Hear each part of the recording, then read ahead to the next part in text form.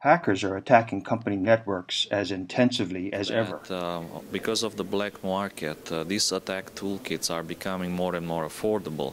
So anyone can buy the attack toolkit for several $100s, which has some, let's say, older exploits. But the problem, and unfortunately this is the truth, is that even these older exploits are going to be effective against people who don't patch.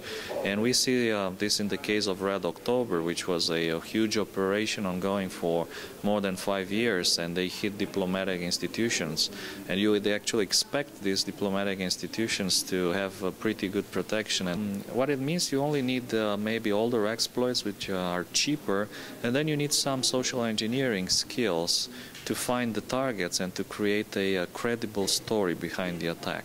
The good news is, companies are using smarter tactics to detect and cut short intruders. Sure, let's break down the cyber kill chain. So, first, step one is the reconnaissance. For an attacker to sit up there and actually target a network, he has to know what's on your network.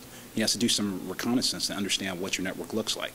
Now that they found out information about your network, they have to figure out, how can I get inside that network? What exploits can I use? Because essentially, once that person's inside your network, it's not the best thing, but stopping them from being able to run their hacker tools or be able to pull files back and forth by exploiting vulnerabilities, by keeping your systems up to date, you could stop them dead in their tracks. In the New York Times event, they understood that there were people getting inside their networks, and they couldn't really stop them. But what they did, they decided that we were going to sit up there and identify when they got in those networks early, and then learn from the tactics and techniques they were using to circumvent some of their security.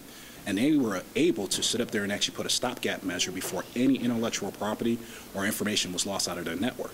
Persistent attacks are not going away. I think this is going to be the mainstay for the next 10 years. I think what we're going to see the changes is just maybe some of their techniques and tactics, and maybe they'll start to go even lower. So you see, we got an example with a media company. Maybe agriculture would be next. Anytime that anybody has intellectual property or something that somebody wants to get at, and it's based on a network, you're probably going to have attackers that are going to be persistently going and banging after that to see if they can sit up there and actually get it. The problem is that the digital world is becoming more and more complex, and there are so many different things happening at the same time. Your ticket comes, let's say, by email. When you check in, you get an email.